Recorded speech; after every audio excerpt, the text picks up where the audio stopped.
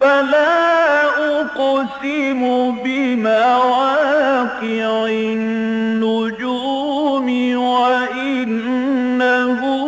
لقسم لو تعلمون عظيم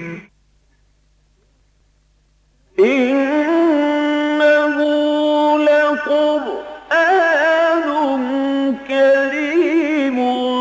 في كتاب مكنون لا يمسه إلا المطهرون تنزيل من رب العالمين.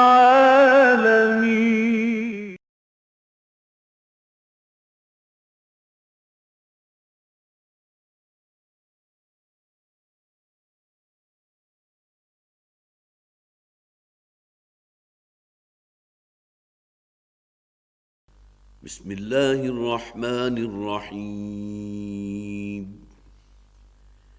واتل ما أوحي إليك من كتاب ربك لا مبدل لكلماته ولن تجد من دونه ملتحدا واصبر نفسك مع الذين يدعون ربهم بالغداة والعشي يريدون وجهه ولا تعد عيناك عنهم تريد زينة الحياة الدنيا ولا تطع من أغفلنا قلبه عن ذكرنا واتبع هواه وكان أمره فرطا وقل الحق من ربكم فمن شاء فليؤمن ومن شاء فليكفر إنا أعتدنا للظالمين نارا أحاط بهم سرادقها وإن يستغيثوا يغاثوا بماء كالمهل يشوي الوجوه بئس الشراب وساءت مرتفقا إن الذين آمنوا وعملوا الصالحات إنا لا نضيع أجر من أحسن عملا أولئك لهم جنات عدن تجري من تحتهم الأنهار يحلون فيها من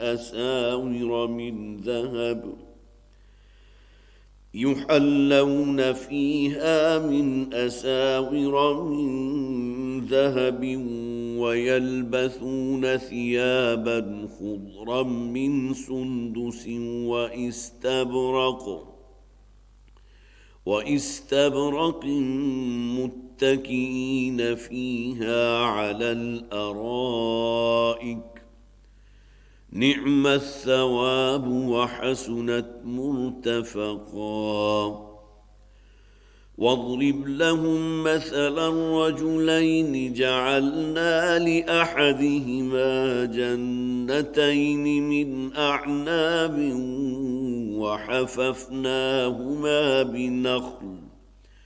وحففناهما بنخل وجعلنا بينهما زرعا كلتا الجنتين آتت أكلها ولم تظلم منه شيئا وفجرنا خلالهما نهرا وكان له ثمر فقال لصاحبه وهو يحاوره أنا أكثر منك مالا وأعز نفرا ودخل جنته وهو ظالم لنفسه قال ما أظن أن تبيد هذه أبدا وما أظن الساعة قائمة ولئن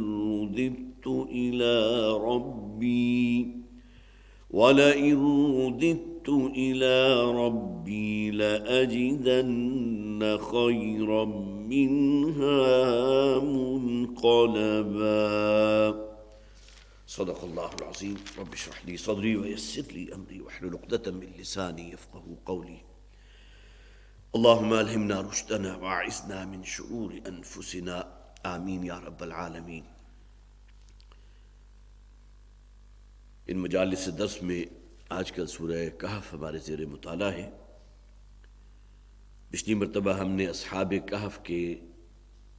احوال و واقعات جو قرآن حکیم میں بیان ہوئے اس کا تفصیلاً مطالعہ بھی کیا۔ 18 آیات پر مشتمل اور خاصی طویل آیات تھیں اور تقریباً 2.5-2 رکوع ہیں حجم کے اعتبار سے، کہ جس میں بڑی تفصیل کے ساتھ اصحاب کہف کے واقعات بیان کیے گئے۔ اگرچہ جیسا کہ میں نے عرض کیا تھا کہ اس میں اختلاف موجود ہے، بعض کے نزدیک حضرت مسیح علیہ السلام کی آمد سے پہلے کے واقعات ہیں، لیکن یہ کہ مولانا مودودی رحمۃ اللہ علیہ کے حوالے سے میں نے جو تحقیق ان کی تھی وہ آپ کے سامنے رکھی تھی کہ روم میں ایک بادشاہ جو اس وقت کا حکمران تھا، آتش پرست بھی تھا، بت پرست بھی تھا، دقوقس اس کا نام ہے، اور یہ واقعہ ہے سن 245 عیسوی کا، گویا کہ حضرت عیسیٰ علیہ السلام کے تقریباً 250 برس بعد کا۔ اسی کو بنیاد بنایا مولانا مودودی رحمۃ اللہ علیہ نے اپنی تمام تحقیق کا، اور بالآخر جس بات کے اوپر ان کی تان ٹوٹی تھی وہ یہ تھی کہ قرآن حکیم میں جو کہا گیا وَلَبِثُوا فِي كَهْفِهِمْ 300 سِنِينَ وَازْدَادُوا 9، تقریباً تمام مفسرین نے یہاں مراد لی ہے کہ یہ اللہ تعالیٰ کا قول ہے کہ وہ رہے اپنے غار کے اندر 300 برس اور اس میں 9 برس زائد، گویا کہ 300 آپ یوں سمجھ سکتے ہیں کہ شمسی برس ہے اور 309 قمری برس ہے۔ لیکن یہ کہ مولانا مودودی رحمۃ اللہ علیہ کہتے ہیں کہ یہ اصل میں وَلَبِثُوا فِي كَهْفِهِمْ 300 سِنِينَ وَازْدَادُوا 9، یہ اصل میں جملہ اللہ تعالیٰ کا نہیں ہے، بلکہ یہ کہ ان لوگوں کا ہے جنہوں نے اصحاب کہف کے ضمن میں قیاس آرائیاں کی تھی۔ ان کا یہ خیال تھا کہ وہ 300 برس رہے یا 309 برس رہے۔ بہرحال یہ بات چونکہ پچھلی مرتبہ تفصیل سے بیان ہو چکی، لہٰذا اس کا میں اعادہ نہیں کر رہا۔ جن حضرات کے سامنے بھی مصحف، اگرچہ یہاں مصحف تو نہیں ہوتا لیکن سامنے ہمارا ملٹی میڈیا کے ذریعے پروجیکشن ہوتی ہے، تو ایک لفظ آیا تھا وَلْيَتَلَطَّفْ، اگر ممکن ہے تو ذرا تھوڑا سا پیچھے کر کے وہ دکھا بھی دیجئے۔ تو تمام مصاحف کے اندر یہ بہت ہی بولڈ الفاظ میں لکھا ہوتا ہے۔ یہ بات چونکہ بیان ہونے سے رہ گئی تھی، لیکن بعد میں ایک صاحب کی طرف سے جب یہ سوال ہوا کہ پورا متن جو ہے وہ تو نارمل جو بھی خط ہے اس میں چل رہا ہے، لیکن وَلْيَتَلَطَّفْ کو بڑا بولڈ کر دیا، تو یہاں اس بات کو نوٹ کر لیجئے کہ یہ وہ مرکزی مقام ہے جہاں تعداد حروف کے اعتبار سے قرآن حکیم ٹھیک نصف پر، وَلْيَتَلَطَّفْ یہ بالکل نصف میں ہے، اور تعداد حروف کے اعتبار سے گویا کہ اس سے پہلے اور اس کے بعد کے حروف جو ہے بالکل برابر ہیں۔ لہذا یہاں حواشی کے اندر لکھا بھی ہوتا ہے وَلْيَتَلَطَّفْ کہ نصف القرآن بے اعتبار تعداد حروف۔ دوسری بات ایک اور جو بیان ہونے سے رہ گئی تھی وَلَا تَقُولَنَّ لِشَيْءٍ إِنِّي فَاعِلٌ ذَلِكَ غَدًا إِلَّا أَن يَشَاءَ اللَّهُ۔ اے نبی صلی اللہ علیہ وسلم، اور آپ کی وساطت سے تمام مسلمان بھی اس کے گویا کے مخاطب ہیں، کہ کبھی ایسا نہ ہو کہ یہ کہو کہ کل میں یہ کام لازماً کروں گا، ضرور کروں گا، مگر انشاءاللہ کی قید کے ساتھ۔ تو یہاں بھی خاص طور پر ایک بڑی باریک بحث کی تھی ایک صاحب نے، وہ مجھے اس وقت تفسیر کا نام یاد نہیں، کئی تفاسیر کو چونکہ میں دیکھتا ہوں، انہوں نے کہا تھا کلمہ انشاءاللہ کا استعمال بعض اوقات غیر شرعی بنیاد پر بھی ہوتا ہے۔ مثال انہوں نے دی، کوئی شخص آپ کے پاس آیا، آپ سے کوئی رقم طلب کی بطور قرض حسن، اور ساتھ ہی اس نے کہا کہ انشاءاللہ 1 مہینے کے بعد یا 2 مہینوں کے بعد میں آپ کو لوٹا دوں گا۔ اب یہ انشاءاللہ کہتے ہوئے اس کی نیت یہ تھی کہ گویا کہ وہ لوٹانا تو اس کے نزدیک ابھی ممکن نہیں ہے، لیکن انشاءاللہ کہہ دیا۔ نیت میں یہ تھا کہ نہیں ابھی مجھے نہیں لوٹانا، بلکہ اس معاملے کو مؤخر کروں گا، 4 5 6 مہینے اور کھینچ جاؤں گا۔ تو یہ انشاءاللہ کا یہ استعمال جو ہے گویا کہ پھر غیر مستحسن ہے۔ یہی وجہ ہے کہ جہاں کہیں بھی وہ قانونی دستاویزات وغیرہ لکھی جاتی ہیں تو وہاں یہ لفظ انشاءاللہ کو عام طور پہ مٹا دیا جاتا ہے، اس لیے کہ قانون قانون ہے۔ ایک شے اگر آپ نے کمٹمنٹ کی ہے کہ مجھے یہ کام کرنا ہے، مجھے یہ شے واپس کرنی ہے، میں اس کا پابند ہوں، تو قانون اپنی جگہ ہے، ٹھیک ہے۔ انشاءاللہ کا لفظ جو ہے اخلاقی اعتبار سے بہت اہم ہے کہ اللہ کو اگر منظور ہوا تو یہ کام ہوگا، لیکن جب معاملہ ہوگا خاص طور پر قانونی اعتبار سے تو وہاں گویا کہ اب یہ کام آپ کو کرنا ہے، اگر آپ نہیں کریں گے وہ رقم واپس نہیں کر سکتے تو آپ کی اولاد کے ذمہ واجب الادا ہے۔ تو انشاءاللہ کا استعمال جو ہے وہ غیر مستحسن اعتبار سے بھی ہو سکتا ہے کہ کوئی شخص انشاءاللہ کہہ کے، جس طرح عام طور پر ہوتا ہے بہت ہی مسکراہٹ کے ساتھ بعض لوگ کہتے ہیں ہاں جی انشاءاللہ میں یہ کام کر دوں گا، اب معلوم ہوا کہ اس کی مسکراہٹ اس بات کی غمازی کر رہی ہے کہ اسے یہ کام نہیں کرنا۔ جس طرح عام طور پہ مثال دی جاتی ہے قرض حسن، تو اصل میں وہ قرض ہوتا ہے کہ جو آپ اپنے کسی مسلمان بھائی کو دیتے ہیں اور پھر یہ کہ اس میں کوئی شے بطور اضافہ اس سے واپس توقع نہیں کرتے، ظاہر ہے کہ وہ اگر ہوگا تو سود ہو جائے گا۔ لیکن یہ کہ عام طور پر کہا یہ گیا کہ قرض حسن اصل میں وہ ہے کہ آپ کسی کو قرض دیں، جب آپ اس سے مانگے تو وہ ہنس کے دکھا دے۔ یہ قرض حسنہ نہیں بلکہ قرض حسنہ ہے کہ حسن ہنس کے دکھا دے کہ ہاں جی ابھی تو نہیں، میرے حالات ٹھیک نہیں ہے، پھر میں بعد میں دے دوں گا۔ تو یہی معاملہ کلمہ انشاءاللہ کا، اس کا استعمال جو ہے انفرادی، جیسا کہ میں نے عرض کیا تھا کہ ہمارے جسے آپ سماجی الفاظ کہتے ہیں، اسلام کے رنگ میں رنگے ہوئے ماشاء اللہ کے الفاظ ہیں، سبحان اللہ کے الفاظ ہیں۔ اسی طرح بھی جو باغبانوں کا قصہ آئے گا وہاں بھی آئے گا کہ ماشاء اللہ لا قوت الا باللہ، یہ الفاظ لا حول ولا قوت الا باللہ، انشاءاللہ کے الفاظ، الحمدللہ کے الفاظ۔ اب یہ وہ ہے کہ جو ہماری اسلامی طرز معاشرت کا لازمی جز ہے، لیکن اس میں خاص طور پر یہ بات چونکہ بیان ہونے سے رہ گئی تھی کہ اس میں کلمہ انشاءاللہ کا جو ہے انسان اگر کہیں دل میں یہ موجود ہو، کہہ تو میں رہا ہوں انشاءاللہ، لیکن یہ کہ میری نیت نہیں ہے اس کام کو کرنے کی، تو یہ ہوا کہ پھر معاملہ جو ہے پھر وہ کسی نیکی کے کمانے کی بجائے ایک برائی کا معاملہ آ جائے گا۔ اب آئیے اصحاب کہف کا جو 26 آیات میں جو قصہ مکمل ہوا تھا، اس کے بعد بہت ہی جامع آیات ہیں جو شروع ہو رہی ہیں۔ وَاتْلُ مَا أُوحِيَ إِلَيْكَ مِن كِتَابِ رَبِّكَ لَا مُبَدِّلَ لِكَلِمَاتِهِ۔ اے نبی صلی اللہ علیہ وسلم، واحد میں خطاب ہے حضور سے، اور جیسا کہ میں نے عرض کیا اکثر و بیشتر مقامات وہ ہیں کہ جہاں حضور سے خطاب اور ساتھ ہی جو آپ پر ایمان لا چکے تھے انہیں بھی کہا گیا وَاتْلُ مَا أُوحِيَ إِلَيْكَ مِن كِتَابِ رَبِّكَ، تلاوت کیجئے، پڑھا کیجئے وہ شے جو آپ کی طرف، آپ کے رب کی طرف سے وحی کی گئی، یعنی قرآن حکیم۔ اس لیے کہ واقعتاً انسان کے لیے سب سے بڑا سہارا اللہ کا ذکر ہے، قرآن حکیم ہے۔ یہ وَاتْلُ مَا أُوحِيَ إِلَيْكَ مِنَ الْكِتَابِ وَأَقِمِ الصَّلَاةَ، یہ الفاظ جو ہیں 21واں پارہ شروع ہو رہا ہے، بالکل یہی الفاظ ہیں۔ تلاوت کیجئے، پڑھا کیجئے کہ جو اللہ تعالیٰ نے آپ کی طرف وحی کی ہے اس کتاب میں سے، وَأَقِمِ الصَّلَاةَ، اور نماز کو قائم کیجئے۔ اس لیے کہ ذکر کی اعلیٰ ترین شکل نماز ہے، افضل ترین ذکر قرآن حکیم، اِنَّا نَحْنُ نَزَّلْنَا الذِّكْرَ وَإِنَّا لَهُ لَحَافِظُونَ، الذکر قرآن ہے۔ لیکن یہ کہ اعلیٰ ترین شکل کیا ہے کہ انسان دست بستہ کھڑا ہو اپنے رب کے حضور،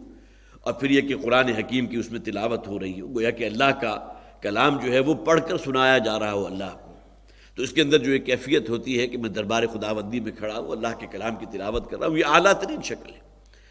لہذا سورہ عنکبوت وہ جو 21ویں پارے کا جو آغاز ہوا وَاتْلُ مَا أُوحِيَ إِلَيْكَ مِنَ الْكِتَابِ وَأَقِمِ الصَّلَاةَ إِنَّ الصَّلَاةَ تَنْهَىٰ عَنِ الْفَحْشَاءِ وَالْمُنكَرِ، اس لیے کہ نماز جو ہے وہ یقیناً روکتی ہے ہر فحش بے حیائی کے کام سے اور منکرات سے، گناہوں سے۔ اس کا مفہوم مخالف کیا ہوگا کہ اگر آپ فحش چیزوں سے، بے حیائی کی چیزوں سے اور منکرات سے نہیں بچ رہے تو خواہ نماز پڑھیں، وہ اصل نماز نہیں ہے۔ نماز اگر حقیقی ہوگی تو ممکن نہیں ہے کہ انسان جو ہے غلط کاموں کے اندر، منکرات کے اندر، فحش اور بے حیائی کے کاموں کے اندر ملوث ہو۔ تو سورہ عنکبوت میں یہ فرمایا گیا، یہاں فرمایا گیا وَاتْلُ مَا أُوحِيَ إِلَيْكَ مِن كِتَابِ رَبِّكَ، اے نبی صلی اللہ علیہ وسلم تلاوت کیجئے، پڑھا کیجئے جو آپ کی طرف، آپ کے رب کی طرف سے وحی کیا گیا ہے اس کتاب میں سے، لا مبدل لکلماتہ، اللہ تعالیٰ کی باتوں کو کوئی طاقت تبدیل نہیں کر سکتی۔ یہاں کلمات ربی سے مراد کیا ہے؟ اکثر و بیشتر مفسرین نے تو یہاں فرمودات کہا، اللہ تعالیٰ کے احکامات، اللہ تعالیٰ کی جو اوامر و نواہی ہیں، جو شریعت کے احکامات ہیں، اس کے اندر کوئی شخص اپنے انفرادی اختیار سے کوئی رد و بدل نہیں کر سکتا، جسے تحلیل و تحریم کہتے ہیں، کسی شے کو حلال قرار دے دینا یا کسی شے کو حرام قرار دے دینا، یہ اختیار خالصتاً اللہ کا ہے، خدائی اختیار اللہ کے پاس ہے۔ لا مبدل لکلماتہ، اللہ تعالیٰ کے احکامات، تحلیل و تحلیل و حرمت کے اندر کوئی اور اس کے اندر کہیں کوئی دخل اندازی نہیں کر سکتا. اور فرمودات بھی اس سے مراد ہیں. پھر اللہ کی باتوں میں اسی طرح جیسا کہ آپ حضرات کا علم ہے کہ اللہ تعالیٰ نے جو خلق کیا ہے جو شے، لا تبدیل لخلق اللہ، اللہ کی تخلیق میں آپ تبدیلی نہیں کر سکتے. اور اسی حوالے سے ہمارے مفسرین نے یہ بھی مراد لیا ہے کہ کسی شخص کو اللہ تعالیٰ نے مرد پیدا کیا، لیکن یہ کہ وہ اپنے انداز اور اس کے جو بھی اس کا آپ سمجھیے کہ اس کا خواتین کا جو نسائی پہلو ہوتا ہے اس کو نمایاں کرنے کی فکر میں ہے، بڑا اسی طرح جو ہے اپنے بناؤ سنگھار کرتا ہے جس طرح خواتین کرتی ہیں. پھر بالوں کا معاملہ ہے، خواتین کی طرح لمبے چھوڑ دیے ہیں. اب یہ وہ چیزیں جس نے گویا کہ اللہ تعالیٰ نے اسے خلقت کے اعتبار سے مرد تخلیق کیا تھا، لیکن اس میں وہ تبدیلی کر رہا ہے. اس کے لیے جو ہے بڑی سخت وعید ہے حدیث کے اندر کہ جو شخص بھی اپنی جو ہے ظاہری ساخت اس کے اندر تبدیلی کرتا ہے اور اس کو گویا کہ دوسروں کے مناسبت کرتا ہے، کوئی مرد جو ہے وہ عورت کی شکل اختیار کرتی ہے. کئی خواتین یا لڑکیاں ایسی ہوتی ہیں کہ جو آپ پہچان ہی نہیں سکتے آپ جب تک وہ بات نہ گفتگو نہ کریں کہ یہ مرد ہے یا عورت ہے. تو لخلق اللہ، اللہ کی تخلیق میں تبدیلی کا بھی کسی کو کوئی اختیار نہیں. اور اسی طرح اللہ تعالیٰ کی فرمودات، اللہ تعالیٰ کی حرام و حلال، اللہ تعالیٰ کی جو شریعت ہے اس کے اندر تبدیلی کا لا مبدل لکلمات، اللہ کی باتوں کو، اللہ کے فرمودات کو کوئی تبدیل کرنے والا بدلنے والا نہیں ہے. ولن تجد من دونہ ملتحدا، اور تم اللہ کے سوا اور کہیں اپنے لیے جائے پناہ نہیں پاؤ گے. ظاہر ہے کہ یہ معاملہ تو ہر شخص کا ہے. کوئی شخص فرض کیجئے کہ منافق ہے، کوئی مشرک ہے، کوئی اور کسی اور اعتبار سے کسی اور دین کا پیروکار ہے، لیکن یہ کہ اللہ کی پکڑ سے بچ کر تو کہیں نہیں جا سکتا. وَلَن تَجِدَ مِن دُونِهِ مُلْتَحَدًا، اس میں ایک اعتبار سے یہ بات بھی آ گئی کہ جو اللہ تعالیٰ کی خلقت کے اندر کوئی تبدیلی کرتا ہے یا اللہ کے فرامین میں اس کے جو فرمودات ہیں، اس کے جو احکامات ہیں، اس میں اپنے آزاد اختیار سے کوئی تبدیلی کرتا ہے تو اسے اللہ کے سوا اور کوئی جائے پناہ نہیں ملے گی. یہ الگ بات ہے کہ کہیں اس سے کوئی غلطی ہو گئی، لیکن پھر پوری سنجیدگی کے ساتھ اور پوری احساس ندامت اور شرمندگی کے ساتھ وہ توبہ کر لے اللہ کے حضور، تو بات بالکل دوسری ہے. وَلَن تَجِدَ مِن دُونِهِ مُلْتَحَدًا، اللہ کے سوا اور کہیں کوئی جائے پناہ نہیں ہے. وَاصْبِرْ نَفْسَكَ مَعَ الَّذِينَ يَدْعُونَ رَبَّهُمْ بِالْغَدَاةِ وَالْعَشِيِّ، اور روکے رکھیے اپنے آپ کو، اپنے نفس کو، مع الذین یدعون ربہم، ان لوگوں کی معیت میں، ان لوگوں کے ساتھ کو جو پکارتے ہیں اپنے رب کو، بالغداۃ والعشی، صبح و شام کے اوقات میں. یہاں یہ صبر کی اصطلاح پر غور کیجئے. صبر اصل میں کہتے ہیں روکے رکھنا. کسی شخص کے اوپر کوئی افتاد پڑ گئی ہے، کسی حادثے کے اندر کہیں اس کا شکار ہو گیا، تو اب وہ صبر کر رہا ہے، گویا کہ وہ چیخ پکار نہیں کر رہا، اپنے آپ کو برداشت کر رہا ہے، روک رہا ہے کہ اللہ کا حکم ہے، اللہ تعالیٰ مجھے آزما رہا ہے. یہی وجہ کہ صبر کی ہمارے ہاں بہت سی تقسیمیں کی گئی ہیں. آیت البر جو ہمارے منتخب نصاب کا بڑا اہم درس ہے، والصابرین فی البأساء والضراء وحین البأس، خصوصاً صبر کرنے والے فقر و فاقہ کے عالم میں، تنگی اور مصیبت کے وقت، اس میں بیماری بھی آ گئی، اور خاص طور پر جنگ کی حالت میں جبکہ حق و باطل کا مارکا درپیش ہے اور کوئی شخص جو اپنی جان ہتھیلی پر رکھ کر میدان میں نکل آئے، اس میں بھی صبر کرنا ہے. زخمی ہو گئے ہیں، آپ کا کوئی عضو آپ کے جسم سے جدا ہو گیا، شدید تکلیف ہے، شدید کرب ہے، لیکن ان تمام چیزوں کو برداشت کرنا اور جھیلنا، یہ یقیناً اسے تو ہم بھی صبر سمجھتے ہیں. جس طرح کہ ایک روایت ملتی ہے کہ ایک شخص، ایک صحابی تھے، جو بھی بہرحال ایک شخص تھے، لیکن یہ اگلے جو الفاظ ہیں اس سے معلوم ہوتے تھے مسلمانوں کے ساتھ وہ ایک جہاد میں شریک ہوئے اور اس میں ان کی شہادت ہو گئی. اگلی صبح جب نبی اکرم صلی اللہ علیہ وسلم کے سامنے ان کا ذکر ہوا، ان مسلمان صحابی کا کہ جن کی شہادت ہوئی تھی، اور ان کے بارے میں کہا بعض لوگوں نے کہ بہت ہی ہمت اور بہت ہی جوامردی کے ساتھ اس نے مقابلہ کیا تھا. حضور نے فرمایا کہ تم تو اس کے یہ اوصاف بیان کر رہے ہو، میں نے اسے جہنم کی آگ میں جلتے ہوئے دیکھا. اب اس سے معلوم ہوا کہ صحابی جسے آپ ٹرو سینس میں کہتے وہ نہیں تھا، مسلمان تھا، مدینہ کا رہنے والا تھا. اب جب تحقیق کی گئی تو یہ بات سامنے آئی کہ وہ زخمی ہوا تھا اور اس زخموں کی تکلیف کو برداشت نہ کرتے ہوئے اپنا خنجر اپنے سینے میں خود گھونپ لیا، گویا کہ خودکشی کر لی. اب خودکشی جو ہے اس اعتبار سے حرام موت ہے. اب اس کے بارے میں کوئی شخص نہیں جانتا تھا کہ اس کا یہ معاملہ ہوا. اللہ تعالیٰ نے ممکن ہے کہ وحی کے ذریعے کسی اور ذریعے سے اپنے رسول صلی اللہ علیہ وسلم کو بتا دیا. تو حضور نے فرمایا تم اس کے بارے میں یہ قصیدے کہہ رہے اور میں نے اسے جہنم کی آگ میں دیکھا، اس لیے کہ وہ صبر سے کام نہیں لے سکا. تو صبر خاص طور پر حین البأس، جنگ کے وقت صبر. اسی طرح صبر عن المعصیہ بھی ہے. انسان کا نفس جو ہے اسے کسی گناہ کی طرف کھینچ رہا ہے، ترغیب دے رہا ہے، لیکن وہ اپنے آپ کو تھامے رکھتا ہے، روکے رکھتا ہے، یہ بھی صبر ہے، رکے رہنا۔ اس سے آپ جو ہے گویا کہ صبر علی الطاعہ، اللہ کے حکم کے لیے اپنی تمام جو جکڑ بندیاں آپ کا نفس آپ کو روک رہا ہے اسے پسے پش ڈالتے ہوئے اس حکم پر لبیک کہتے ہوئے آگے بڑھتے چلے جانا۔ یہ صبر کے مختلف ڈائمنشن ہیں۔ صبر علی البلاء بھی ہے، تکلیف، مصیبت، حادثہ، پریشانی، بیماری، ان تمام چیزوں پر صبر سے کام لینا۔ لیکن یہاں کیا وَاصْبِرْ نَفْسَكَ مَعَ الَّذِينَ يَدْعُونَ رَبَّهُمْ بِالْغَدَاةِ وَالْعَشِيِّ، یہ خالصتاً لغوی اعتبار سے کہ اے نبی صلی اللہ علیہ وسلم آپ اپنے آپ کو روکے رکھیے ان لوگوں کے ساتھ، گویا کہ آپ کی تمام رحمت، آپ کی شفقت، آپ کی توجہ کا ارتکاز ان لوگوں پر ہونا چاہیے جو اپنے رب کو صبح و شام پکارتے ہیں۔ اب اس بات کو بھی ذہن میں رکھیے کہ نبی اکرم صلی اللہ علیہ وسلم پر اولین دور میں جو ایمان لانے والے تھے وہ نوجوان صحابی بھی تھے ان میں سے، اور پھر یہ کہ وہ لوگ تھے جو ہمارے معاشرے کے جسے عام طور پر گڑا پڑا طبقہ کہتے ہیں، کوئی موچی بھی ہے، حضرت بلال غلاموں کے طبقے سے تھے، اور بھی بہت سے لوگ تھے ایسے۔ لہٰذا ان لوگوں کا جو مشرکین کے جو رؤوسا تھے، جو سردار تھے، ان کا طرز عمل کیا ہوتا تھا؟ بلکہ مسلم شریف میں ایک روایت ہے میں جو خاص طور پر نوٹ کر کے لایا ہوں، جس کے راوی حضرت عبداللہ ابن مسعود رضی اللہ تعالیٰ عنہ، بڑے جلیل القدر صحابی ہیں۔ یہ مکی دور کا واقعہ ہے۔ وہ کہتے ہیں کہ ہم ایک مرتبہ، میں اور میرے ساتھ اور 5 افراد تھے، ان کے نام بھی انہوں نے گنوا دیے، خود موجود تھے حضرت عبداللہ ابن مسعود رضی اللہ تعالیٰ عنہ، اور ان کے ساتھ حضرت بلال تھے، حضرت عمار تھے، حضرت صہیب تھے، سعد ابن ابی وقاص تھے رضی اللہ تعالیٰ عنہ۔ یہ 5 اصحاب ہم حضور کی خدمت میں بیٹھے ہوئے تھے کہ اچانک ایک وفد جو ہے وہ آیا جو رؤسائے قریش کا تھا، وہی مکہ کے رہنے والے بہت ہی جسے آپ کہیے صاحب حیثیت لوگ، اور آ کر وہ حضور سے کوئی بات کرنا چاہتے تھے۔ تو نبی اکرم صلی اللہ علیہ وسلم اپنے ان لوگوں کے ساتھ جن کا تعلق غربائے صحابہ میں سے تھا، حضرت بلال کون ہے، حضرت عمار کون ہے، اس دنیا میں ان کا کون تھا،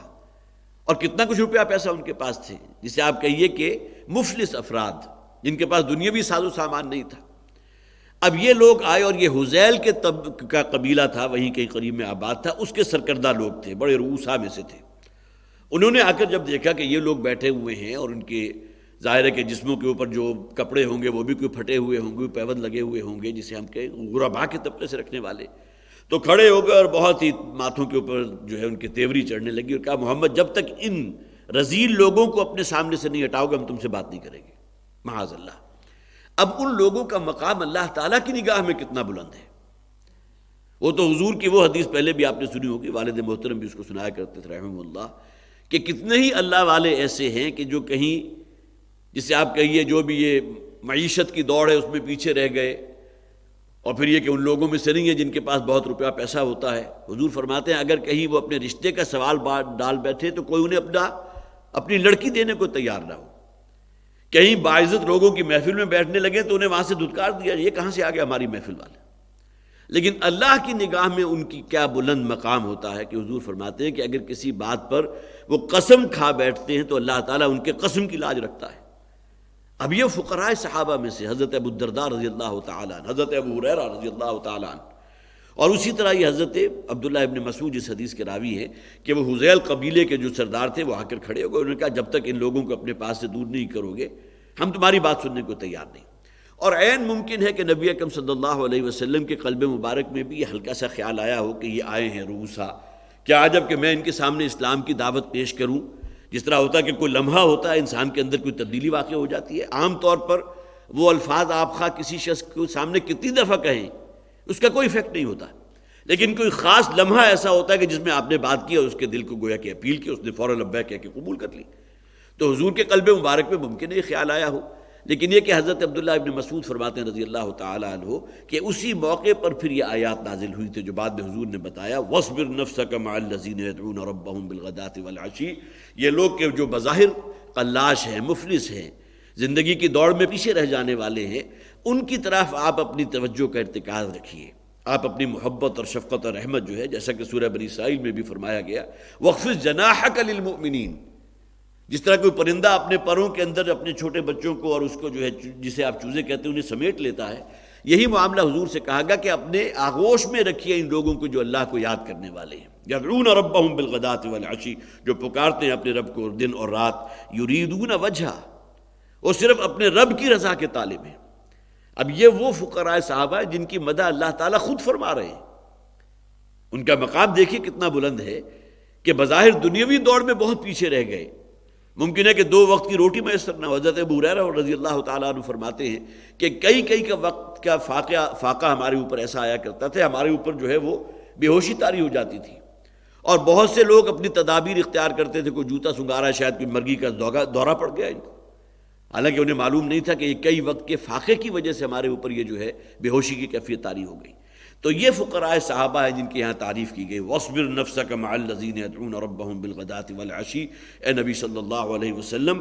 آپ اپنے آپ کو روکے رکھیے، آپ کی توجہ، آپ کی رحمت اور شفقت، اس کا ارتکاز ہونا چاہیے انہی لوگوں کے لیے جو اپنے رب کو پکارنے والے ہیں صبح و شام، یریدون وجہ، اور اپنے رب کی رضا کے طالب ہیں، اس کے چہرے کے طالب ہیں، روح انور کے متلاشی ہیں۔ وَلَا تَعْدُ عَيْنَاكَ عَنْهُمْ، پھر مزید تاکید کر دی گئی، اے نبی صلی اللہ علیہ وسلم، آپ کی آنکھیں ان سے صرف نظر نہ کریں۔ یہ نہ ہو کہ یہ روسا چلے آ رہے ہیں اور آپ ان کی طرف متوجہ ہو کر ان کی طرف سے اپنی توجہ جو ہے وہ ہٹا لیں۔ وَلَا تَعْدُ عَيْنَاكَ عَنْهُمْ، یہ حکم ہے۔ سورہ عبس جو ہے اس کے شروع میں جو واقعہ بیان ہوا اس میں کیا تھا؟ حضرت عبداللہ ابن ام مکتوم رضی اللہ تعالیٰ عنہ، نابینا صحابی، اب انہیں نظر بھی نہیں آ رہا تھا کہ حضور کے سامنے کون لوگ بیٹھے ہوئے ہیں۔ اس وقت یعنی روسائے قریش میں سے کچھ سردار تھے کہ جو حضور کے سامنے بیٹھے ہوئے تھے، آپ گفتگو فرما رہے تھے، اور ظاہر ہے یہاں کوئی دنیاوی طلب نبی اکرم صلی اللہ علیہ وسلم کے پیش نظر نہیں تھی، بلکہ دین ہی کے لیے، اس لیے کہ ان سرداران اور روسا میں سے اگر ایک شخص بھی اسلام قبول کر لے تو سینکڑوں کی تعداد میں وہ لوگ کہ جو ان کے پیروکار ہیں وہ بھی آگے بڑھیں گے، اسلام لے آئیں گے۔ تو کہیں معاذ اللہ ثم معاذ اللہ نیت میں ایسی شے نہیں تھی کہ جو دنیا داری مطلوب ہو، لیکن یہ کہ اللہ تعالیٰ کی طرف سے وہاں پکڑ آ گئی، عبس وتولی ان جاءہ الاعمی، آپ کی جو ہے چہرہ بگڑ گیا اور آپ کے ماتھے کے اوپر تیوری، آپ کے ماتھے کی تیوری چڑھ گئی کہ آپ کے پاس ایک ایسا شخص عبداللہ ابن ام مکتوم رضی اللہ تعالیٰ عنہ، جو بعد میں کہا بھی کرتے تھے، اس لیے کہ سورہ عبس جب نازل ہوئی ہے اور اس موقع پر اللہ تعالیٰ نے ظاہر ہے کہ اس واقعے کے پس منظر میں ابتدائی آیات نازل فرمائی، تو پھر ہوا بھی کرتا تھا کہ جب حضور کے پاس یہ تشریف لاتے تھے تو حضور فرماتے تھے مرحبا بکا، آؤ، مرحبا ہے، خوش آمدید ہے، اس لیے کہ تمہارے معاملے میں اللہ تعالیٰ نے مجھ پر عتاب فرمایا تھا، ایک درجے میں جو ہے تنبیہ فرمائی تھی، اس لیے کہ اعمیٰ کا ذکر ہے، وہ نابینا صحابی کے جو آئے تھے، اور حضور جیسا کہ میں نے عرض کیا ایسا نہیں تھا معاذ اللہ ثم معاذ اللہ کہ حضور کہیں دنیا اور یہاں کی جو رنگ و زینت ہے اور یہاں کا جو روپیہ پیسہ ہے اس سے مروب ہو گئے، بلکہ صرف دین کے لیے۔ تو وَلَا تَعْدُ عَيْنَاكَ عَنْهُمْ، آپ اپنی نگاہوں کو ان سے مت پھیریے، آپ کی رحمت اور شفقت کا فوکس رہنا چاہیے وہ لوگ کہ جو اپنے رب کو صبح و شام پکارتے ہیں، اگرچہ دنیاوی دوڑ میں کہیں وہ پیچھے رہ جانے والے ہیں۔ ترید زینت الحیات الدنیا، اگر آپ نگاہیں ان کی طرف سے پھیریں گے تو اس کے معنی کیا ہوں گے کہ شاید آپ دنیا کی زینت کے طالب ہیں، یہ بڑے امیر اور جو بہت خوشحال لوگ آ گئے، بڑے رؤوسا میں سے آ گئے، آپ ان کی طرف متوجہ ہو گئے، تو اس کا نتیجہ کیا نکلے گا؟ کیا آپ دنیا کی زینت کے طالب ہیں؟ وَلَا تُطِعْ مَنْ أَغْفَلْنَا قَلْبَهُ عَنْ ذِكْرِنَا، اب وہ لوگ جو بظاہر اس دنیاوی دوڑ میں بہت آگے رہنے والوں میں تھے اور بہت روپیہ پیسہ ان کے پاس تھا، ان کے بارے میں فرما دیا کہ آپ ان کی باتوں میں ہرگز نہ آئیں۔ یہ بڑی چالیں چلتے ہیں، آتے ہیں اور آپ کے سامنے بڑی پیشکش کرتے ہیں کہ فلاں قبیلے کی بڑی حسین خاتون ہے، ہم اس سے آپ کی شادی کرا دیں گے، آپ کے قدموں کے اندر جو ہے وہ ہیرے جواہرات جو ہیں اور سونے اور چاندی کے ڈھیر لگا دیں گے، آپ کو اپنا بادشاہ تک تسلیم کرنے کو تیار ہیں۔ یہ چکنی چپڑی باتیں جو کر رہے ہیں، اصل میں ان کی نیت کیا ہے؟ یہ اپنے آبائی دین کو چھوڑنے کو تیار نہیں۔ اس کے اندر کہیں جو ہے جسے آپ کے قرآن میں کہا گیا وَدُّوا لَوْ تُدْهِنُوا فَيُدْهِنُونَ، اے نبی یہ تو چاہتے ہیں کہ آپ ذرا نرم پڑیں، اپنے موقف میں کوئی نرمی اختیار کریں تو یہ بھی نرم پڑ جائیں گے۔ اس معاملے میں اس طرح جسے آپ کہیے کہ بالکل ایک پہاڑ کی طرح کی ایک عظیمت وہ درکار ہے۔ فرمایا وَلَا تُطِعْ مَنْ أَغْفَلْنَا قَلْبَهُ عَنْ ذِكْرِنَا، ان لوگوں جن کے دلوں کو ہم نے اپنی یاد سے غافل کر دیا ہے، جو اللہ کی توحید سے کہیں کوسوں دور ہیں، آپ ان کی چکنی چپڑی باتوں میں نہ آئیں، ان کا کہنا نہ مانیے۔ وَاتَّبَعَ هَوَاهُ وَكَانَ أَمْرُهُ فُرُطًا، اور یہ لوگ تو وہ ہیں کہ جو اپنی ہوائے نفس ہی کے طالب ہیں، اسی کا اتباع کر رہے ہیں۔ سورہ نازعات کے آخری رکوع میں جو آئی ہے آیت وَأَمَّا مَنْ خَافَ مَقَامَ رَبِّهِ وَنَهَى النَّفْسَ عَنِ الْهَوَىٰ وَاتَّبَعَ هَوَىٰ، اپنے نفس کی نفسانی خواہشات کا اتباع کرنے والے لوگ، وہ گویا کہ اس درجے شارٹ سائٹڈنس کے مریض ہیں کہ ان کے سامنے سوائے اپنی دنیاوی ضروریات کے اور کچھ ہے ہی نہیں۔ الذین ضل سعیہم فی الحیات الدنیا، جیسا کہ آ جائے گا اسی صورت کے آخر میں، وہ لوگ کہ جن کی تمام بھاگ دوڑ، تمام سعی و جہد، تمام محنت و مشقت، دن رات خون پسینہ ایک ہو رہا ہے صرف دنیا میں آگے سے آگے بڑھنے کے لیے۔ واتبع ہوا، اور یہ اپنے ہوائے نفس کی پیروی میں لگے ہوئے ہیں، وکان امرہ فرطا، اور ان کا معاملہ جو ہے وہ تو کہیں دور کا جو ہے، بہت دور کا معاملہ ہے۔ افراط و تفرید، افراط و تفرید ہماری اردو زبان میں استعمال ہوتا ہے، گویا کہ اعتدال کا راستہ وہ ہے کہ جسے حضور نے فرمایا خذ ما صفا دا ما کذب، جو شے بھی بالکل واقعتاً صحیح ہو اس کو پکڑ لو، اور اس کے صحیح ہونے کی نشانی کیا ہے کہ آپ کی فطرت کے قریب وہ قابل قبول ہو۔ معروف تو اسی کو کہتے ہیں نا، جس سے آپ کی فطرت خوب اچھی طرح آشنا ہو، یہ صحیح بات ہے، اندر سے آپ کا ضمیر اور آپ کا دل کہے گا کہ بات یہ حق ہے، اور جس شے کے بارے میں آپ کے دل کے اندر کوئی دغدغہ، کوئی شک، کوئی ریب، ارتیاب پیدا ہو گیا، حضور نے فرمایا وہی شے ہے کہ جسے گناہ کہتے ہیں، الاسم ما حاک فی صدرک وکرہت ان یطلع علیہ، ہر وہ عمل گناہ ہے کہ جو تمہارے دل کے اندر ایک کھٹک، بے چینی پیدا کر دے، اضطراب پیدا کر دے، یہ میں نے کیوں کر دیا، اگرچہ شیطان ساتھ ہی جسٹیفائی بھی کرے گا کہ تم نے اس لیے کیا ہے، اصل میں اس میں کوئی شے غلط نہیں تھی، شیطان اس طرح جسٹیفائی کرتا ہے۔ الاسم ما حاک فی صدرک، جو تمہارے سینے میں کھٹک اور اضطراب اور بے چینی پیدا کر دے، وکرہت ان یطلع علیہ، اور تم اس بات کو سخت ناپسند کرو کہ دوسرے لوگ تمہارے اس عمل کے اوپر مطلع ہو جائیں۔ یہ دو کوالٹیز جس عمل کے ساتھ آ گئی، وہ تو پھر نبی اکرم صلی اللہ علیہ وسلم کی جو گناہ کی ڈیفینیشن فرمائی ہے کہ گناہ کہتے کسے ہیں، ورنہ فہرست اگر آپ گننا چاہیں تو آپ کتابیں کی کتابیں اس کے اوپر تعمیر کر دیجئے، لیکن ہر وہ عمل جو تمہارے اندر اضطراب اور بے چینی اور کھٹک پیدا کر دے اور تم نہ چاہو کہ تمہارا وہ عمل دوسرے لوگوں کی نگاہ میں آئے، وہ عمل گویا کہ اسم کہلاتا ہے، گناہ کہلاتا ہے۔ وکان امرہ فرطا، ان کا معاملہ جو ہے افراط و تفرید تک پہنچا ہوا ہے۔ وقل الحق من ربکم، اے نبی صلی اللہ علیہ وسلم کہہ دیجئے یہ حق ہے کہ جو تمہارے رب کی طرف سے آ چکا۔ کون سی شے حق ہے؟ یہ دین حق ہے، یہ قرآن حق ہے۔ وہ جو مناجات شب کے اندر بہت ہی خوبصورت دعا ہے جس میں نبی اکرم صلی اللہ علیہ وسلم سے جو معصور الفاظ ہیں کہ ہم اس بات کی گواہی دیتے ہیں کہ یقیناً اے پروردگار تو بھی حق ہے، جنت بھی حق ہے، والجنت حق والنار حق والنبیون حق ومحمد حق والقرآن حق، محمد بھی حق ہیں صلی اللہ علیہ وسلم، قرآن بھی حق ہے، جو بدیہی جسے آپ کہیے سچائیاں ہیں،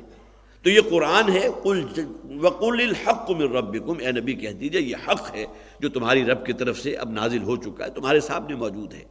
اور حق وہ شے ہے کہ جس نے آگر گویا کہ اب بالکل ایک فصل قائم کر دیا، اب معلوم ہو گیا کہ کیا شے باطل ہے اور کیا حق ہے۔ فمن شاء فلیؤمن ومن شاء فلیکفر، تو جو کوئی چاہے وہ ایمان لے آئے، اس قرآن پر ایمان لے آئے، محمد صلی اللہ علیہ وسلم کو اللہ کا نبی، اللہ کا آخری رسول تسلیم کر لے۔ فمن شاء فلیؤمن، جو چاہے ایمان لے آئے، ومن شاء فلیکفر، اور یہ ارادے کی آزادی اللہ تعالیٰ نے دی، اور جو چاہے کفر کا رستہ اختیار کر لے۔ معلوم ہوا کہ یہ معاملہ جو ہے جسے عام طور پر کہا جاتا ہے کہ صرف اللہ تعالیٰ کی طرف سے توفیق میسر ہوگی تو ہم کسی نیکی کا عمل کر پائیں گے، اور اس حوالے سے انسان کو اگر کوئی توفیق اللہ کی طرف سے کسی نیک عمل کی ہو جائے تو اللہ کا شکر ادا کرنا چاہیے کہ اللہ کی طرف سے یہ توفیق جو ہے عطا ہوئی ہے۔ اور پھر یہ کہ اس معاملے میں وہ اللہ تعالیٰ کا قانون ہے کہ جو شخص بھی اپنے آزاد مرضی کے تحت اس رستے کو اختیار کرتا ہے جو اللہ کی فرما برداری والا رستہ ہے، تو اللہ تعالیٰ اس میں اس رستے کے لیے اس کے لیے سہولتیں پیدا فرما دیتے ہیں، اور جو شخص دوسرے رستے کو اختیار کرتا ہے، وَأَمَّا مَن بَخِلَ وَاسْتَغْنَىٰ وَكَذَّبَ بِالْحُسْنَىٰ فَسَنُيَسِّرُهُ لِلْعُسْرَىٰ، تو اللہ تعالیٰ اس کے لیے وہ تنگی والا راستہ جو بالآخر سب سے بڑی تنگی جو جہنم کی تنگی ہے اس تک اس کو پہنچانے والا ہے، اس راستے کو اس کے لیے آسان کر دیتا ہے۔ اللہ کی سنت ہے، ایسا نہیں ہے کہ اللہ تعالیٰ زبردستی کسی کو پکڑ کر ہدایت کے راستے پر لے اور کسی کو زبردستی پکڑ کر گمراہی کے راستے پر کر دے۔ من شاء فلیؤمن ومن شاء فلیکفر، جو چاہے ایمان کا راستہ اختیار کر لے، یہ دونوں راستے تو کھلے ہیں، وَهَدَيْنَاهُ النَّجْدَيْنِ، یہ دونوں وادیاں، دونوں گھاٹیاں تمہارے سامنے ہیں، اما شاکرا و اما کفورا، چاہے تو اللہ کی شکر گزاری والا راستہ جو بالآخر تمہیں جنت تک پہنچا دے گا اس کو اختیار کر لو، اور چاہے تو اس راستے کو اختیار کرو کہ جو اللہ کی کفران نعمت والا راستہ جو بالآخر جہنم تک پہنچائے گا۔ انا اعتدنا للظالمین نارا احاط بهم سرادقها، یقیناً ہم نے تو تیار کیا ہے ان لوگوں کے لیے کہ جو ظلم سے کام لینے والے ہیں۔ سب سے بڑا ظلم ان الشرک لظلم عظیم، اللہ کے ساتھ کسی اور کو اس کا شریک قرار دے دینا سب سے بڑا ظلم ہے۔ ظلم کا جو عام طور پر ترجمہ کیا جاتا ہے یا عام جو لغت میں کہا جاتا ہے، ظلم کسے کہتے ہیں؟ وضع الشیء فی غیر محلی، کسی شے کو اس کے اصل مقام سے ہٹا کر کہیں اور رکھ دینا۔ اللہ کا مقام عرفہ کیا ہے؟ توحید، صرف وہ ہے۔ اس کے ساتھ اور بہت سی دیوی اور دیوتاؤں کے تصورات کو اس کے ساتھ منسلک کر لینا یہ ظلم ہے۔ اسی طرح انسانوں میں سے کسی کے بارے میں انسان یہ سمجھے کہ اللہ تعالیٰ نے اس کی ذات میں حلول کر لیا، انکارنیشن کا تصور، بدترین قسم کا شرک۔ گویا کہ انسانوں میں سے آپ نے کسی کو اٹھایا اور الوہیت کے مقام تک پہنچا دیا، یہ بھی ظلم، اور اللہ تعالیٰ کو گرایا اور لے آیا نیچے مخلوقات کی صفات میں، یہ بھی ظلم۔ تو شرک اس اعتبار سے سب سے بڑا ظلم ہے۔ انا اعتدنا للظالمین نارا، ان ظالموں کے لیے، ان بے انصافوں کے لیے، ان شرک کرنے والوں کے لیے اللہ تعالیٰ نے آگ تیار کر رکھی ہے۔ احاط بہم سرادقها، یہ جہنم کی آگ ہے کہ جس کی دیواریں اور جس کی قناتیں ان کا گھیراؤ کر لیں گی۔ اس کا عموماً ترجمہ کیا جاتا ہے کہ جہنم کی جو باؤنڈری ہے وہ اصل میں کوئی پختہ تعمیر اس نوع کی نہیں ہے، بلکہ آگ کی اصل میں وہ حصار ہے کہ جس کے اندر جہنم جو ہے محدود ہے۔ جہنم اس کی باؤنڈری، احاط بہم سرادقها۔ اور یہی معاملہ قناتوں کا ہوتا ہے کہ کہیں کوئی فنکشن ہو رہا تو قنات لگا کر آپ نے گویا کہ اس علاقے کو محصور کر دیا۔ تو قنات، یہاں بھی ترجمہ قنات کیا گیا، احاط بہم سرادقها، کہ جہنم کی آگ جو ہے وہ ان کے لیے قناتوں کی شکل اختیار کر لیں گی، قناتوں کی طرح ان کے گرد گھیرا ڈال لیں گی۔ وَإِن يَسْتَغِيثُوا يُغَاثُوا بِمَاءٍ كَالْمُهْلِ يَشْفِي الْوُجُوهَ، اور جب وہ استغاثہ کریں گے، جسے آپ کہیے وائے ہائے کرنے لگیں گے اور پیاس کی شدت سے وہ جو ہے پانی طلب کریں گے، یغاثوا بماء کالمہل یشفی الوجوہ، تو ان کی تواضع کی جائے گی، انہیں فراہم کیا جائے گا بماء کالمہل، وہ پانی کے جو تیل کی تلچھٹ کی طرح ہے۔ یہاں بھی مفسرین نے اس کے بہت سے مفاہیم لیے ہیں۔ اس میں ایک تیل کی تلچھٹ بھی ہے، جب آپ تیل کو خوب اچھی طرح بوائل کرتے ہیں، اس کا ٹیمپریچر کتنا ہوتا ہے؟ پانی تو 100 ڈگری سینٹی گریڈ کے اوپر بوائل ہو جائے گا، اس کے بعد آپ تھرمامیٹر اس کے اندر لگا دیں، وہ جو ہے وہ اس کو جو ہے تبدیل ہو جائے گا بھاپ کی شکل میں، لیکن یہ کہ تھرمامیٹر وہیں کا وہیں رہے گا۔ لیکن تیل کا درجہ حرارت اس سے کئی گنا زیادہ ہے، ممکن ہے کہ 200-300 تک جو ہے وہ آپ کا تھرمامیٹر اسے شو کرے۔ تو تیل کی تلچھٹ، جب تیل جو ہے خوب اچھی طرح ابلنے لگتا ہے تو اس کے اوپر جو آتا ہے ایک سیاہی رنگ کا جو ایک مائع آ جاتا ہے، وہ تیل کی تلچھٹ کہلاتی ہے۔ تو وہ پانی بطور تواضع ان کے سامنے پیش کیا جائے گا جو تیل کی تلچھٹ پر مبنی ہے۔ ایک ترجمہ اس کا کیا گیا پگھلی ہوئی دھات یا پگھلا ہوا تانبا، یہ بھی اس کا ترجمہ ہے۔ گویا کہ اس میں بھی اس درجے حدت ہے کہ جو گویا کہ کہیں آپ اس کو تصور نہیں کر سکتے کہ اس کو ٹچ کر سکتے ہیں، کجا یہ کہ اس کو پینا۔ اور اسی طرح جو یہ آتش فشاں پہاڑ جو لاوا اگلتا ہے، اس کا کیا ٹیمپریچر ہوتا ہے، اس کے لیے بھی یہی الفاظ مہل کے الفاظ ہیں۔ اسی طرح ایک ترجمہ کیا گیا کہ انتہائی بدبودار سیاہ رنگ کا ابلتا ہوا پانی۔ اب یہ تمام جو بھی تراجم کیے گئے وہ ظاہر ہے کہ عربی جو بھی لغت ہے اس کو پیش نظر رکھتے ہوئے کیے گئے۔ کل محل کے اندر یہ تمام چیزیں موجود ہیں۔ وَإِن يَسْتَغِيثُوا يُغَاثُوا بِمَاءٍ كَالْمُهْلِ يَشْفِي الْوُجُوهَ، جو ان کے چہرے کو جھلسا کر رکھ دے گا۔ مسند احمد کی ایک روایت ہے کہ یہ محل جب انہیں تواضع کے لیے پیش کیا جائے گا تو وہ محل جس برتن میں ہوگا، جس کے اندر وہ ابلتا ہوا تانبا کہہ لیجئے یا اس طرح کا جہنم کا پانی، یا جسے عام طور پر زخموں کی دھون یا پیپ بھی کہتے ہیں، جس کے اندر انتہائی سخت تعفن ہو،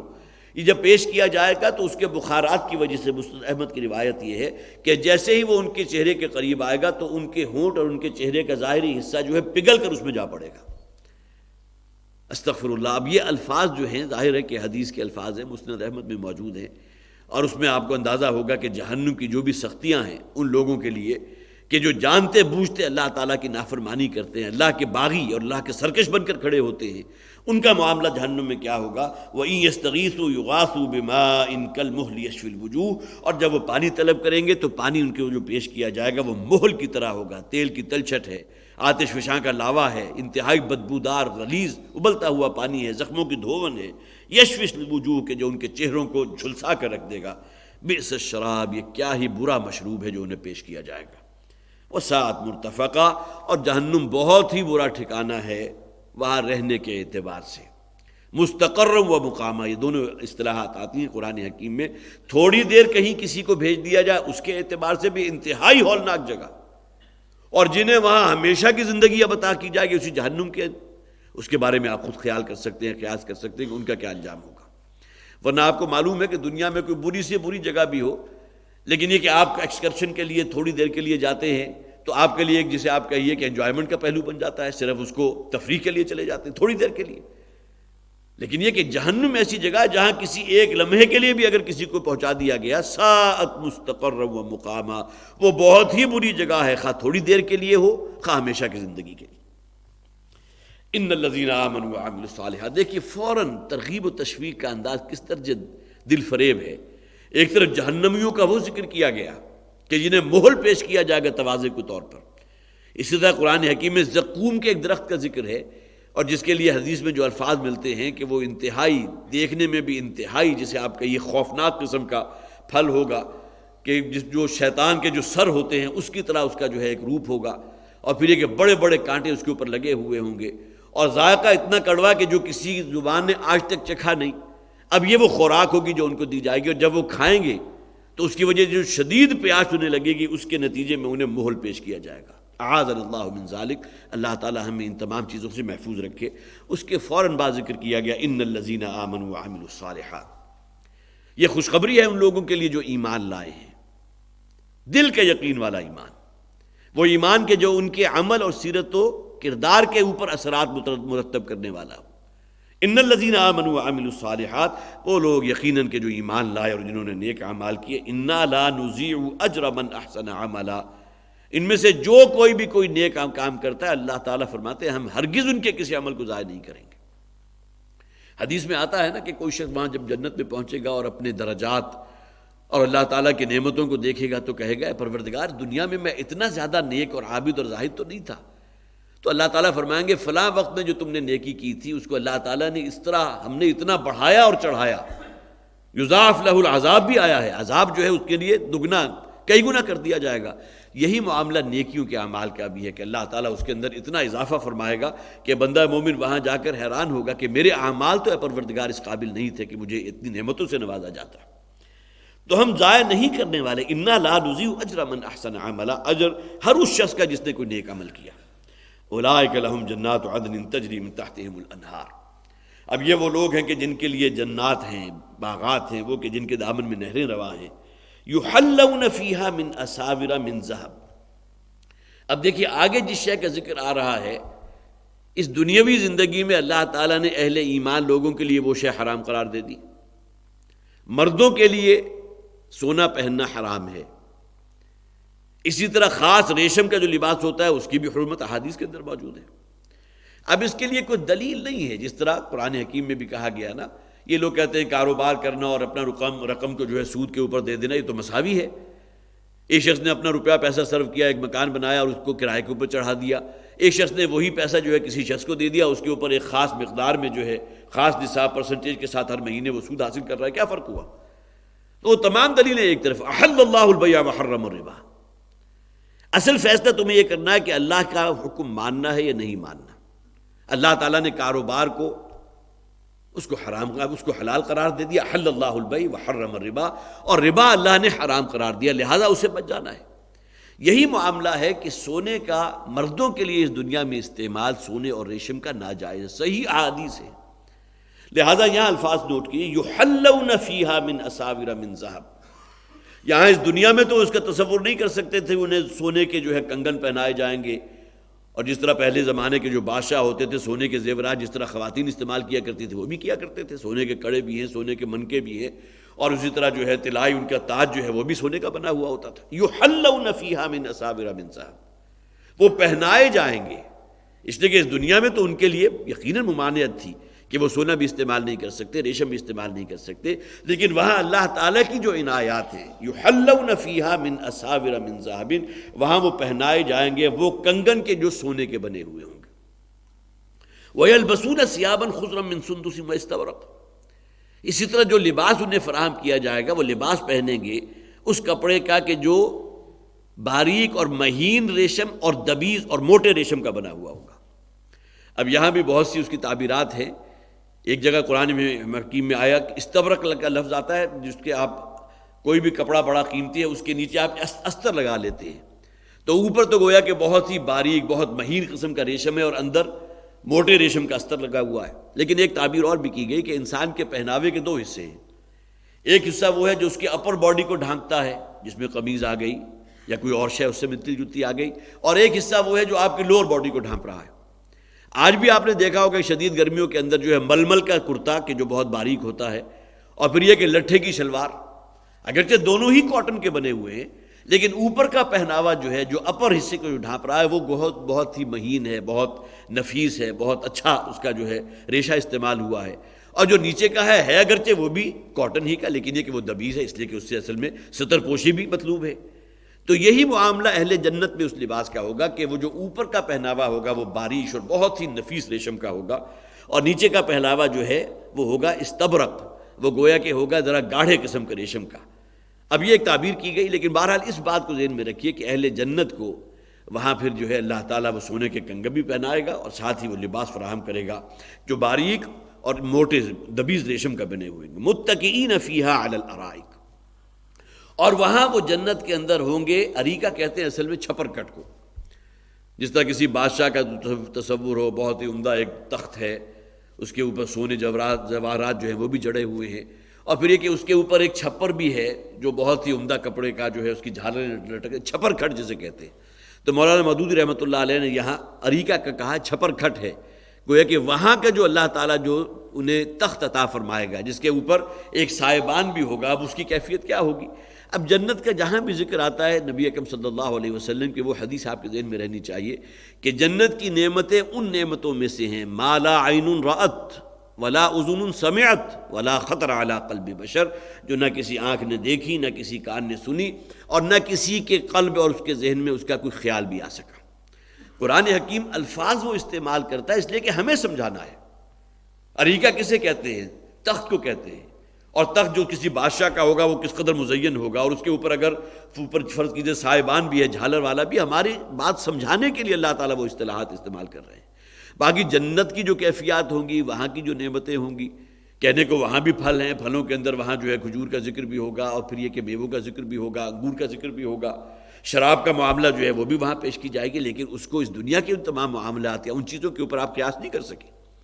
وہ اصل میں جنت کی نعمتیں ما لا عین رأت ولا اذن سمعت وما خطر علی قلب بشر، جو اس دنیا میں نہ کسی آنکھ نے دیکھی ہے، نہ کسی کان نے سنی، نہ کسی قلب و ذہن کے اندر اس کا کوئی ادراک، اس کا جسے آپ کہیے اس کا اثر، اس اعتبار سے کوئی اس کا نقشہ قائم ہو سکا۔ نعم الثواب حسنت مرتفقہ، کیا ہی عمدہ بدلہ ہے جو اللہ تعالیٰ ان کو عطا فرمائے گا، اور کتنا ہی عمدہ آرام ہے، رہنے کی ہمیشہ کی جگہ جو اللہ تعالیٰ انہیں وہاں جو ہے بدلے کے طور پر عطا فرمائے گا۔ فوری کنٹراسٹ ہے اہل جہنم کا ذکر اور پھر اہل جنت کا ذکر۔ ہمارا یہ طرز عمل ہونا چاہیے کہ جہاں بھی اہل جہنم کا ذکر آئے فوراً اللہ تعالیٰ سے پناہ طلب کیجیے۔ اللہم ربنا لا تجعلنا معہم، اے پروردگار ہمیں کہیں ان لوگوں میں شامل نہ کروا دیں، ہمارا معاملہ کہیں ان لوگوں کے ساتھ نہ ہو، ہمارا انجام کہیں ان لوگوں کے ساتھ نہ ہو جن کے لیے اس قدر سخت وعید ہے ان الفاظ میں۔ اور جہاں جنت کا ذکر ہے اللہم ربنا اجعلنا منہم، اے پروردگار ہمیں بھی داخل فرما ان جنتوں میں۔ نبی اکرم صلی اللہ علیہ وسلم کی جو شب کا آخری حصہ ہوتا ہے اس میں جو دعائیں آتی تھیں، اس میں ایک صحابی حضرت عبداللہ ابن عباس رضی اللہ تعالیٰ عنہ، حضور کے چھوٹے بھی تھے عمر میں، اور حضور کی جو ہے آپ کی قرابت داری بھی تھی، حضرت عباس کے بیٹے، تو گویا کہ حضرت عباس حضور کے چچا زاد بھائی ہیں، لیکن عمر میں بہت چھوٹے تھے۔ تو وہ فرماتے ہیں کہ ایک رات جب کہ میں نبی اکرم صلی اللہ علیہ وسلم کے ساتھ کھڑا ہوا تھا اور آپ تہجد میں قرآن پڑھ رہے تھے، تو جہاں بھی آیات آتی تھی وعید کی، حضور وہاں رک جایا کرتے تھے اور زیر لب کہا کرتے تھے اللہم ربنا لا تجعلنا معہم، میں پروردگار میں اپنے آپ کو تیری پناہ میں دیتا ہوں کہ ان وعیدوں کا مصداق بن جاؤں جس کا ذکر قرآن میں موجود ہے۔ اب یہ گویا کہ تلاوت قرآن کے درمیان ہی ہے۔ اسی طرح اگر آپ تلاوت کر رہے ہوں اپنے نوافل میں اور کوئی ایسی آیات آ جائیں کہ جس کے لیے واقعتاً آپ کے دل کے گہرائیوں سے یہ صدا نکلے، اے پروردگار ہمارا شمار بھی ان نیک بخت لوگوں میں فرما دے، ہمیں بھی جنت والوں میں داخل فرما دے۔ تو نماز کے عالم میں حضور کا یہ معمول ہوتا تھا کہ جہاں بھی وعید کی آیات آتی تھی آپ رک کر جو ہے تعوذ فرمایا کرتے تھے، اور جہاں بھی آیات آتی تھی جس میں خوشخبری ہے تو وہاں گویا کہ حضور رک کر دعا فرماتے تھے پروردگار ہمیں بھی ان لوگوں میں شامل فرما۔ تو نعمت ثواب و حسنت مرتفقہ، کیا ہی خوب بدلہ ہے جو اللہ تعالیٰ ان لوگوں کو عطا فرمائے گا، اور کیا ہی اچھا، کتنا ہی عمدہ ٹھکانہ ہے جو اللہ انہیں فراہم فرمائے گا۔ اللہم ربنا اجعلنا منہم واضرب لهم مثل الرجلین جعلنا لأحدہما جنتین من اعناب۔ جیسا کہ میں نے عرض کیا تھا یہ آیات جو ہیں یہ تو بہت ہی ایک خوبصورت، جس طرح طویل آیات کے ضمن میں نے عرض کیا تھا کہ اس میں چند آیات یا ایک آیت یا چند آیات کا مجموعہ جو ہے بہت ہی خوبصورت کلسٹر ہوتا ہے پھولوں کا، گلدستہ. اسی طرح اصحاب کہف کا واقعہ آ گیا، اس کے بعد جو ہے وہ باغ والوں کا ذکر آیا، لیکن درمیان میں یہ آیات آ گئیں جو گویا کہ بہت ہی خوبصورت پھول ہے حکمت کا اور دانائی کا. وَاضْرِبْ لَهُم مَثَلَ الرَّجُلَيْنِ، اے نبی ذرا مثال بیان کیجئے ان کے سامنے، رجلین دو افراد کی، جعلنا لأحدہما جنتین من اعناب، کہ ان میں سے ایک کو ہم نے انگور کے دو باغ عطا فرمائے تھے، وحففناہما بنخل، اور وہ باغ وہ تھے کہ جن کا گردا گرد جو ہے وہ کھجور کے درخت لگے ہوئے تھے، حففنا جن کو گھیراؤ میں لیا ہوا تھا کھجور کے درختوں نے، وجعلنا بینہما زرعا، اور ان دونوں باغوں کے درمیان ایک قطع ارضی ایسا بھی تھا کہ جہاں وہ اپنی کاشت کیا کرتا تھا. گویا کہ دنیاوی نعمتوں کا آج سے 1400 برس پہلے کا تصور کیجئے. آج تو آپ کو جو ہے ہماری جو سائنس ٹیکنالوجی اتنی آگے سے آگے پہنچ گئی کہ آج تو یہی دوڑ لگی ہے کہ فلاں کے پاس فلاں موبائل ہے، مجھے اس سے آگے کا موبائل ہونا چاہیے، فلاں سہولت فلاں کو حاصل ہے، فلاں ماڈل کی گاڑی فلاں کے پاس ہے، میرے پاس اس سے اگلی ہونی چاہیے. لیکن اس زمانے میں کہ جب کہ سائنس اور ٹیکنالوجی کا معاملہ نہیں تھا، تو سب سے بڑھ کر انسان جو خواہش کر سکتا تھا کہ اس دنیا میں باغات ہوں اس کے، اور اس کے اندر زراعت بھی ہے، اس کے اندر ہر نوع کا جو ہے پھل اور میوہ بھی اسے حاصل ہو رہا ہو، اور پھر یہ کہ دودھ حاصل کرنے کے لیے اس کے پاس وہ جو جسے آپ کہیے وہ جانور بھی موجود ہوں کہ جنہیں اسے بہترین دودھ مل جائے. اب یہ بہترین تصور کوئی شخص جو کر سکتا تھا. تو دنیاوی نعمتوں کے لیے وہ استعارہ استعمال کیا گیا کہ جو گویا کہ کلائمیکس پر تھا وہ باغ، اور پھر یہ کہ اللہ تعالیٰ نے فطری طور پر اس کی ایک باؤنڈری بھی بنا دی تھی کہ گویا کہ وہ کھجور کے درخت ہے کہ جو ایک دوسرے کے ساتھ لگے ہوئے، جس کی وجہ سے اس پورے باغ کا، دونوں باغوں کا ایک گھیراؤ ہو گیا، اور ان کے درمیان کے اندر ایک قطع ارضی ایسا بھی ہے کہ جس میں وہ زراعت کر رہی ہے، وہ زراعت ہو رہی ہے. اور اس کے بعد آگے بھی ہے وَفَجَّرْنَا خِلَالَهُمَا نَهَرًا، اور پھر یہ کہ ہم نے ایک چشمہ بھی وہاں نکال دیا تھا. گویا کہ پانی کی رسانی جو ہے، آب رسانی، اس کا سامان بھی اللہ تعالیٰ نے پیدا فرما دیا. اس سے بڑھ کر کوئی تصور کر نہیں سکتا دنیا کی نعمتوں کا جو آج سے 1400-1500 برس پہلے کا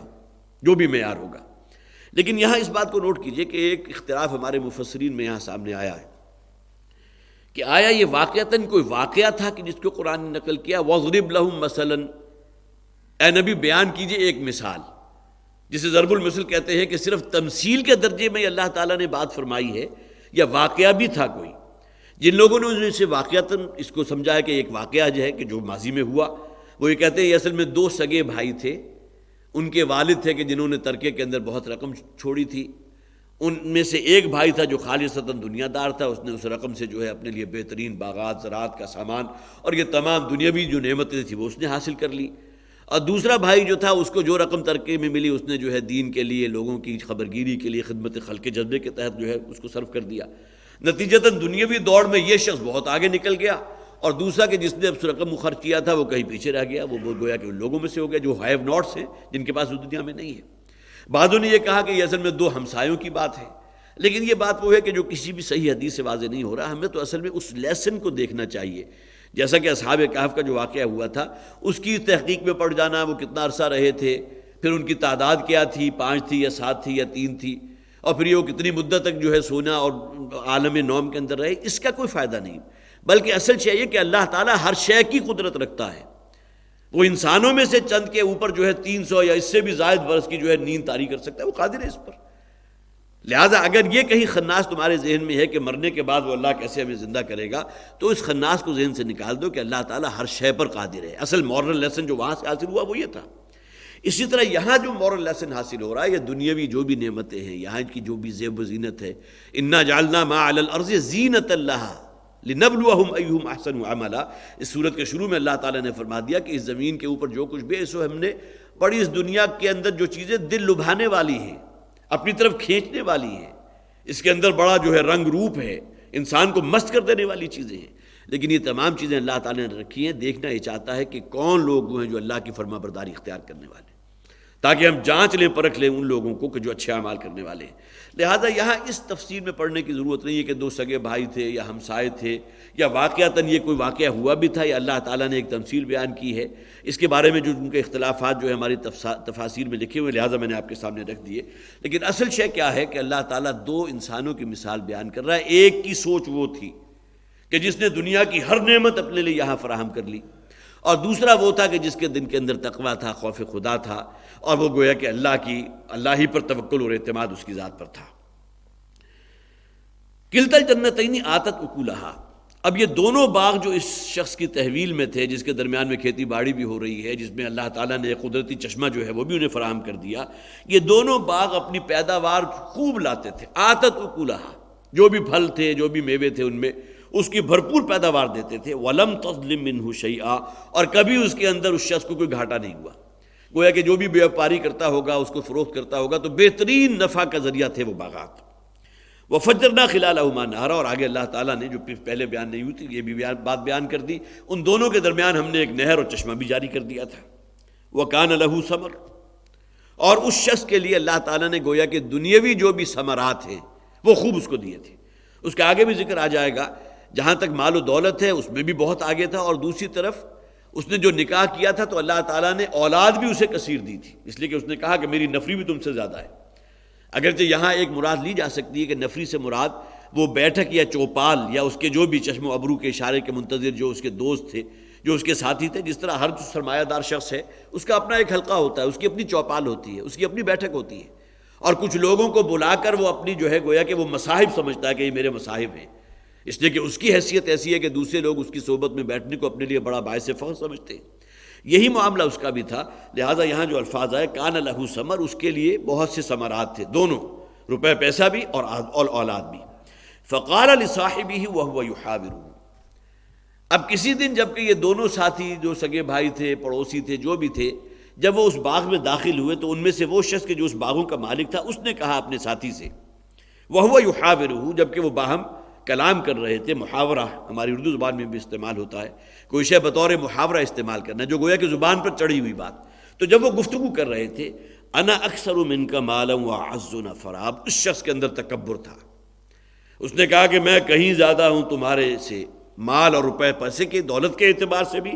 واعز نفرا، اور میری عزت بھی زیادہ ہے لوگوں کی نگاہ میں کہ میری نفری بہت ہے، گویا کہ میری چوپال جو ہے، میرے ساتھی بڑے اسٹرانگ ہیں، اور یہ کہ میری اولاد بھی بہت ہے، اور ساتھ روپیہ پیسہ بھی اللہ نے مجھے دیا ہے۔ یہ تکبر اور گھمنڈ اس میں پیدا ہوا۔ انا اکثر منک مالا واعز نفرا ودخل جنتہ وہو ظالم لنفسہ، اب وہ داخل ہوا اپنے اس جسے دنیاوی دوڑ میں پیچھے رہ جانے والا جو ساتھی تھا اس کی معیت میں، جب اس باغ کے اندر داخل ہوا، ودخل جنتہ وہو ظالم لنفسہ، اور وہ اپنی جان پر خود ظلم کر رہا تھا۔ ایک تکبر سب سے بڑا ظلم، وہ جو حضور نے فرمایا کہ حدیث قدسی کے الفاظ ہیں، الکبر ردائی، اللہ تعالیٰ فرماتے ہیں تکبر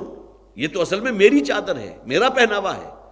اور دنیا میں کوئی شخص اگر تکبر اختیار کرتا ہے تو گویا کہ وہ میری چادر کو مجھ سے چھین رہا ہے۔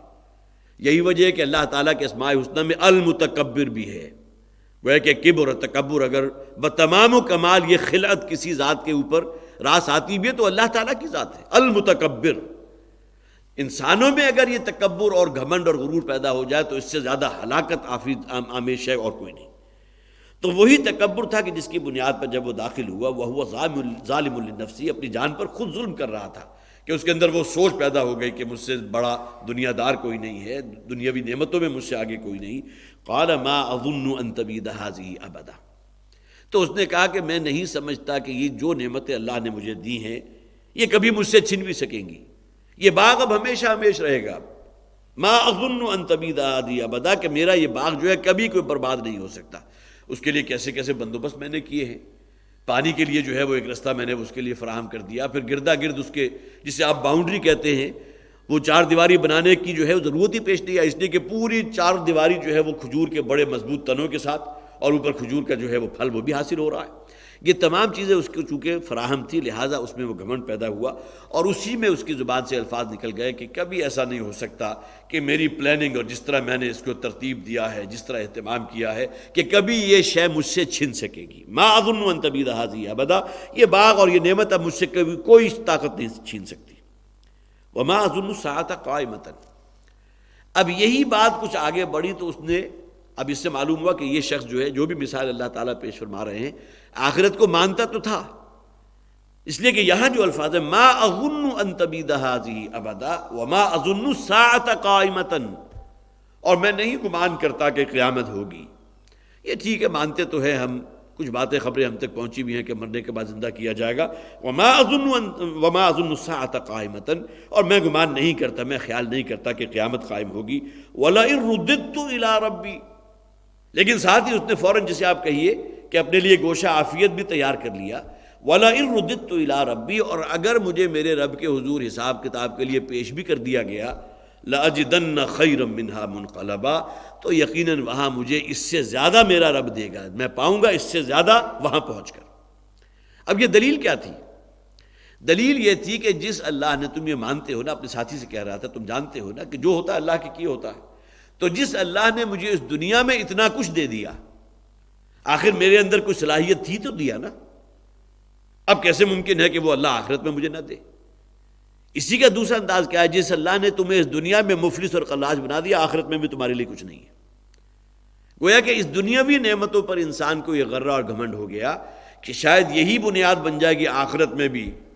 اور جو ابدی زندگی ہے اس میں بھی اللہ تعالیٰ وَلَئِن رُدِدتُّ إِلَىٰ رَبِّي لَأَجِدَنَّ خَيْرًا مِّنْهَا مُنْقَلَبًا، اگر بفرض محال مجھے اپنے رب کے حضور پیش کیا ہی گیا تو اس دنیا میں جس اللہ نے مجھے اتنا دیا وہاں بھی مجھے محروم نہیں کرے گا، وہاں بھی بہت کچھ دے گا۔ اس درجے اعتماد اور توکل، اگرچہ اس کی ڈائمنشن غلط ہے، وہ بھی اس میں موجود ہے۔ قیامت کا وہ تصور بھی ہے کہ مجھے اپنے رب کے حضور پیش کیا جا سکتا ہے، لیکن اس سے پہلے آ چکا مَا أَظُنُّ السَّاعَةَ قَائِمَةً، یہ قیامت جو ہے ہونے والی شے مجھے نظر نہیں آ رہی۔ اب یہ اصل میں اس کے اندر کی ایک باطنی کیفیت تھی۔ اس کے مقابل وہ دوسرا جو شخص تھا، وقت ہمارا ختم ہو گیا لہٰذا یہی میں گفتگو ختم کر رہا ہوں، اس کا جو طرز عمل آگے آئے گا کہ ہونا تو یہ چاہیے تھا کہ جب تم اپنے اس باغ میں داخل ہوتے تو فوراً اللہ کی تسبیح کرتے، اللہ کی حمد بیان کرتے، اور ساتھ ہی تمہارے لیے جو تمہارے زبان پر الفاظ آتے، وَلَوْلَا إِذْ دَخَلْتَ الْجَنَّةَ قُلْتَ مَا شَاءَ اللَّهُ لَا قُوَّةَ إِلَّا بِاللَّهِ، کہ جو کچھ مجھے فراہم ہوا وہ اللہ کی مشیت سے ہوا، اور پھر یہ کہ کوئی ایسی طاقت نہیں ہے جو اللہ کے ارادے اور اللہ کی مشیت کے رستے میں حائل ہو سکے۔ ہونا یہ چاہیے تھا لیکن طرز عمل وہ ہوا۔ اللہ تعالیٰ ہمیں واقعتاً وہ ایمان عطا فرمائے کہ جو ہمارے اندر وہ کیفیات پیدا کرے کہ اس دنیا میں انسان اپنا جو رستہ متعین کرے، اللہ کی فرما برداری والا، صرف حلال پر قرات کرنے والا، اور سب سے بڑھ کر یہ کہ اس قرآن کے حقوق ادا کرنا، وہ دین کے جو ہمارے پاس ہے اس امانت کو جو ہے اس کے حق کی ادائیگی کرنا۔ اللہ تعالیٰ ان باتوں کی ہمیں توفیق عطا فرمائے۔ بارک اللہ لی ولکم فی القرآن العظیم ونفعنی وإیاکم بالآیات والذکر الحکیم۔